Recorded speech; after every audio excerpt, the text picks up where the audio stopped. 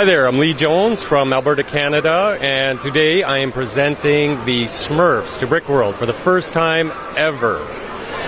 We started this idea last year, last year. We looked at a bunch of possibilities. We wanted to be big, we wanted to be cute, we wanted to be funny, cartoony, and we looked at solutions for our minifigs. The highlight, I think, of this build, and me being a minifig guy, right, is the minifigs, because we had to custom design this build for these figures. Now I say we, right, that's Adam Tucker, Chris Phipson, Kevin Lauer, Tyler Hallowell came in at the 11th hour here to add to the build. And so we came up with a solution, right, and Adam really spearheaded this part of it. Come up with a head, come up with a proper color. He came up with a torso solution, arm solution from Brickforge. And pardon me if I get the name wrong for the legs, but I'm fairly certain this Brick Foundry that does these small, short, bendy legs. He didn't do them in white, so we asked him to do us a bunch in white. And we wanted to do this because we wanted to do it right for the community, right? So everybody here can come by and say, all right, Smurfs have been done. And this does not exist. Sure, Mega Bloks does the little Smurf thing. You know, not many of us here are big fan of Mega Bloks. So yeah, I think that's an understatement. But so then the minifig ended up completely customized, right? There's no Lego elements in there? There is absolutely no Lego elements here. So the head, the tail, which is a separate piece, right? Yeah. Is our design, really Tucker's, and the gentleman that designed it for us. I won't mention his name because I don't know if he wants it mentioned or not. So then we got Kyle Peterson's torso, arms, and then the bendy legs, which again I'm pretty sure is from Brick Foundry. So none of this is Lego proper, but I think, and if you can see, that this is Lego quality. Oh, definitely, yeah, and it turned out great. It is definitely instantly recognizable as the Smurfs, and yeah, it definitely looks really nice. I would agree. I mean, I don't want to be conceited, but you know, I'm not gonna lie either. It's good. This is good. This turned out well. We're gonna fine tune it, tweak it a bit. I think we're gonna shuffle it across country to BrickCon, show it there as well before we shuffle it back here. Make some additions to the build, spread it out so we can get a better force perspective on Gargamel's castle back there in the corner. And that's why Gargamel, built by Tyler Hallowell here, is at the back. And Kevin Lauer's Azrael, up front here, so they look to scale. Yeah. But I think we need to spread it out a little bit. Mm-hmm. So beyond the minifigs then, what else do you have going on with the display? Adam came up with a design for the mushrooms. We pounded those out last week. Tyler brought a couple. We're going to expand those out. Of course, Adam has these few odd colors that just don't exist. So he textured the top. He came up with that whole texture design in the evening. We have obviously we got the landscaping itself. There's 100 hours into the landscaping. They're all 48 by 96 panels that pop together. In that 100 hours of build time for the landscaping, about a third of it's just into the mountain at the back there.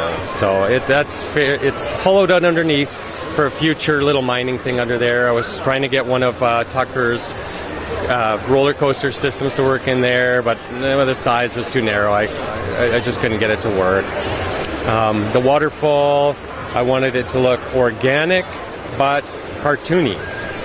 Sure. To try and keep that little touches like that we are going to expand on as we go. Little bridge designs, so they bend like that, they arc nice over the water. Little things here and there. I didn't catch the gentleman's name. He just pretty much stepped up and volunteered, but he put down all the dark town pathways for us. We're just sitting here, he just punk, and it looks awesome.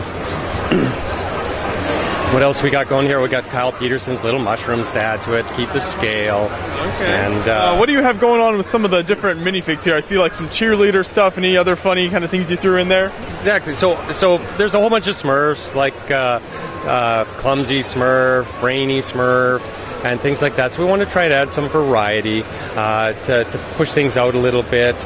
You know, the one, that classic one with Smurf carrying the present, of course, had to be there. We got the chef, so we actually changed his uniform, and he's in the one that the mushroom hut that looks more like a cupcake itself. Okay.